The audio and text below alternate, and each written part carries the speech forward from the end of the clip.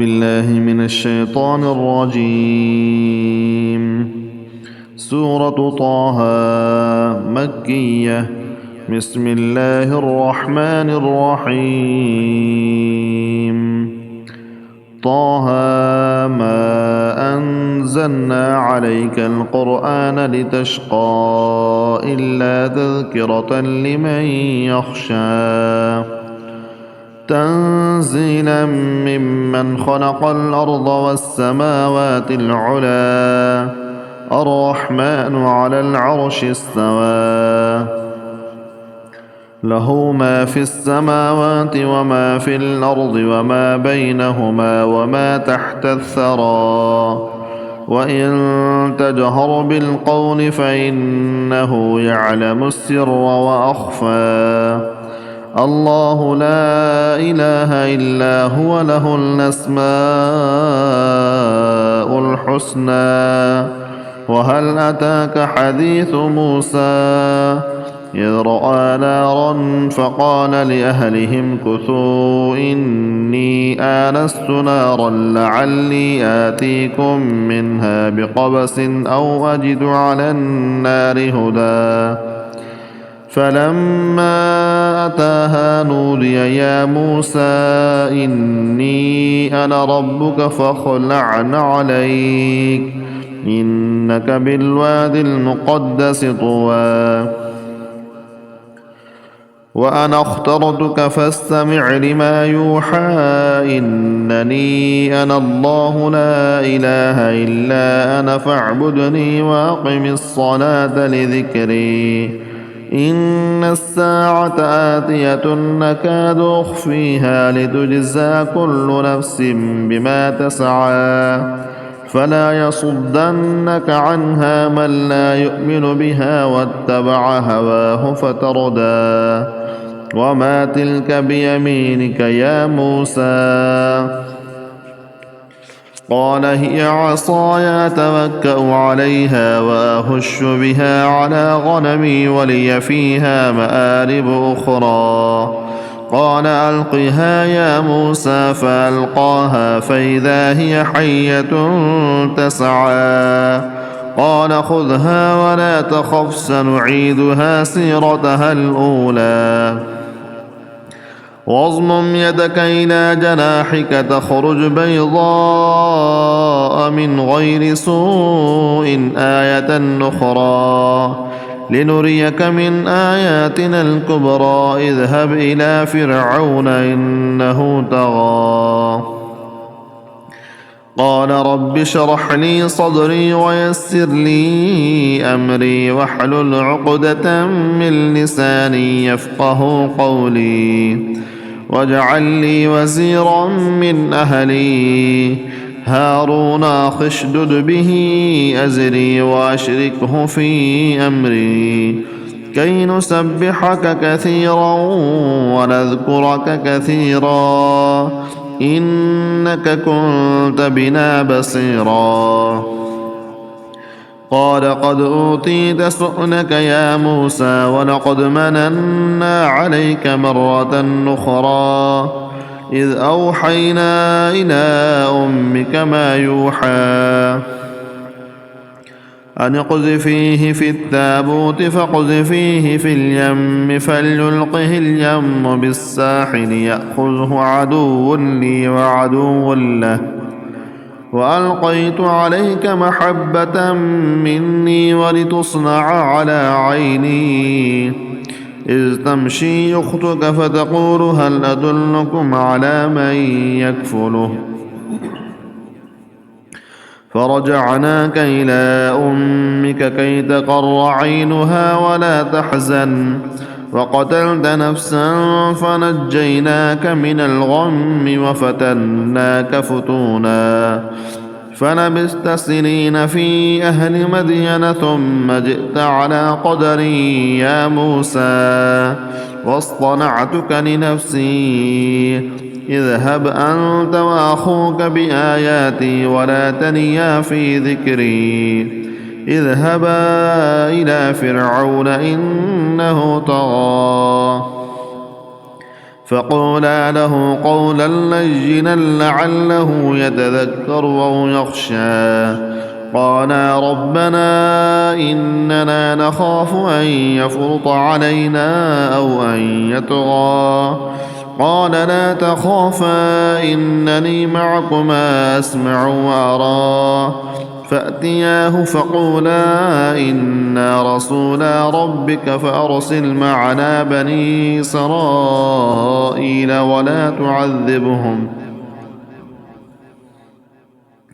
قد جئناك بآية من ربك والسلام على من اتبع الهدى. إنا قد أوحي إلينا أن العذاب على من كذب وتولى. قال فمن ربكما يا موسى؟ قال ربنا الذي أعطى كل شيء خلقه ثم هدى. قال فما بال القرون الأولى؟ قال علمها عند ربي في كتاب لا يضل ربي ولا ينسى الذي جعل لكم الأرض مهدا وسلك لكم فيها سبلا وأنزل من السماء ماء فأخرجنا به أزواجا من نبات شتى كلوا وارعوا أنعامكم إن في ذلك لآيات لأولي النهى. منها خلقناكم وفيها نعيدكم ومنها نخرجكم تارة أخرى ولقد أريناه آياتنا كلها فكذب وأبى. قال أجئتنا لتخرجنا من أرضنا بسحرك يا موسى؟ فلنأتينك بسحر مثله فاجعل بيننا وبينك موعدا لا نخلفه نحن ولا أنت مكانا سوى. قال موعدكم يوم الزينة وأن يحشر الناس ضحى. فتولى فرعون فجمع كيده ثم أتى. قال لهم موسى ويلكم لا تفتروا على الله كذبا فيسحتكم بعذاب وقد خاب من افترى. فتنازعوا أمرهم بينهم وأسروا النجوى. قالوا إن هذان لساحران يريدان أن يخرجاكم من أرضكم بسحرهما ويذهبا بطريقتكم المثلى فأجمعوا كيدكم ثم أتوا صفا. وقد أفلح اليوم من استعلى. قالوا يا موسى إما أن تلقي وإما أن نكون أول من ألقى. قال بل ألقوا فإذا حبالهم وعصيهم يخيل إليه من سحرهم أنها تسعى. فأوجس في نفسه خيفة موسى. قلنا لا تخف إنك أنت الأعلى وألق ما في يمينك تلقف ما صنعوا إنما صنعوا كيد ساحر ولا يفلح الساحر حيث أتى. فألقي السحرة سجدا قالوا آمنا برب هارون وموسى. قال آمنتم له قبل أن آذن لكم إنه لكبيركم الذي علمكم السحر فلأقطعن أيديكم وأرجلكم من خلاف ولأصلبنكم في جذوع النخل ولتعلمن أينا أشد عذابا وأبقى.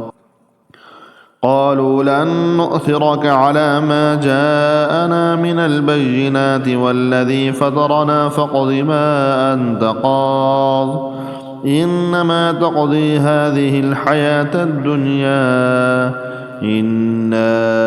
آمنا بربنا ليغفر لنا خطايانا وما أكرهتنا عليه من السحر والله خير وأبقى. إنه من يأت ربه مجرما فإن له جهنم لا يموت فيها ولا يحيا ومن يأته مؤمنا قد عمل الصالحات فأولئك لهم الدرجات العلى جنات عدن تجري من تحتها الأنهار خالدين فيها وذلك جزاء من تزكى. ولقد أوحينا إلى موسى أن أسر بعبادي فاضرب لهم طريقا في البحر يبسا لا تخاف دركا ولا تخشى فأتبعهم فرعون بجنوده فغشيهم من اليم ما غشيهم وأضل فرعون قومه وما هدى. يا بني إسرائيل قد أنجيناكم من عدوكم وواعدناكم جانب الطور الأيمن ونزلنا عليكم المن والسلوى كلوا من طيبات ما رزقناكم ولا تطغوا فيه فيحل عليكم غضبي ومن يحلل عليه غضبي فقد هوى وإني لغفار لمن تاب وآمن وعمل صالحا ثم اهتدى. وما أعجلك عن قومك يا موسى قال هم أولئك على أثري وعجلت إليك رب لترضى قال فإنا قد فتنا قومك من بعدك وأضلهم السامرج فرجع موسى إلى قومه غضبان آسفا قال يا قوم ألم يعدكم ربكم وعدا حسنا أفطال عليكم العهد أم أردتم أن يحل عليكم غضب من ربكم فأخلفتم موعدي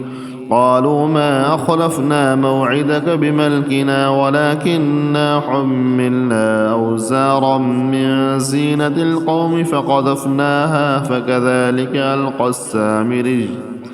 فأخرج لهم عجلا جسدا له خوار فقالوا هذا إلهكم وإله موسى فنسي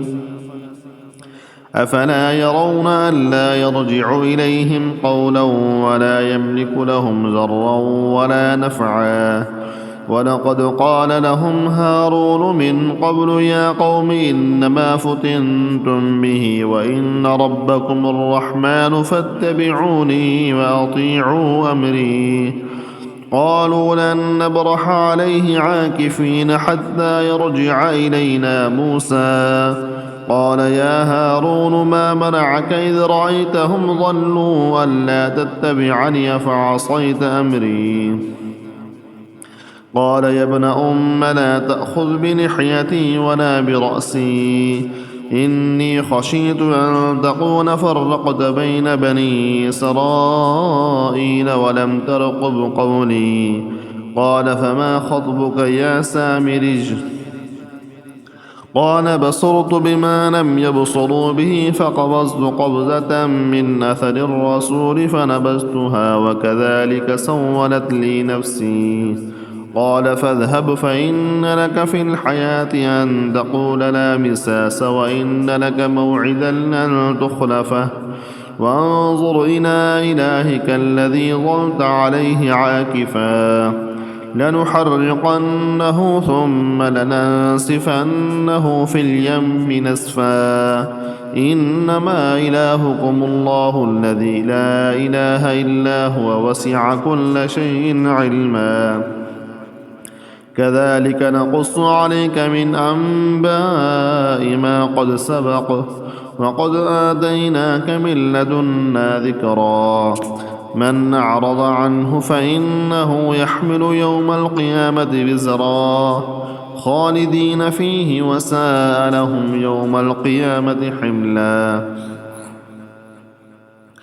يوم ينفخ في الصور ونحشر المجرمين يومئذ زرقا يتخافتون بينهم إن لبثتم إلا عشرا نحن أعلم بما يقولون إذ يقول أمثلهم طريقة إن لبثتم إلا يوما ويسألونك عن الجبال فقل ينسفها ربي نسفا فيذرها قاعا صفصفا لا ترى فيها عوجا ولا أمتا يومئذ يتبعون الداعي لا عوج له وخشعت الأصوات للرحمن فلا تسمع إلا همسا يومئذ لا تنفع الشفاعة إلا من أذن له الرحمن ورضي له قولا يعلم ما بين أيديهم وما خلفهم ولا يحيطون به علما وعنت الوجوه للحي القيوم وقد خاب من حمل ظلما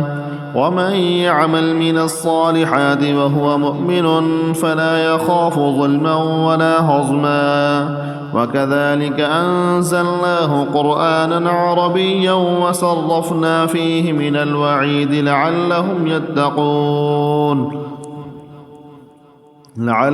يتقون أو يحدث لهم ذكرا فتعالى الله الملك الحق ولا تعجل بالقرآن من قبل أن يقضى إليك وحيه وقل رب زدني علما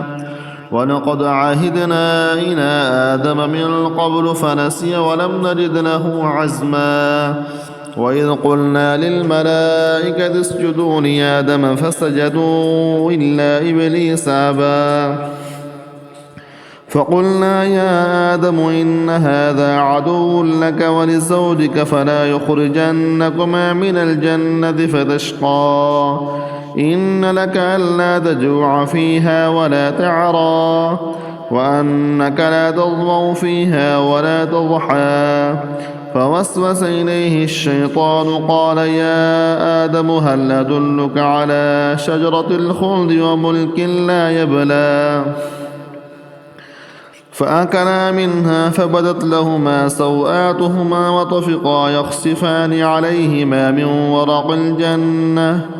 وعصى آدم ربه فغوى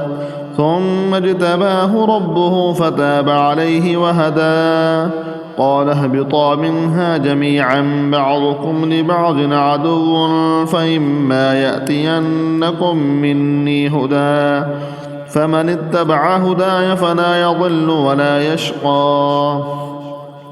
ومن أعرض عن ذكري فإن له معيشة ضنكا ونحشره يوم القيامة أعمى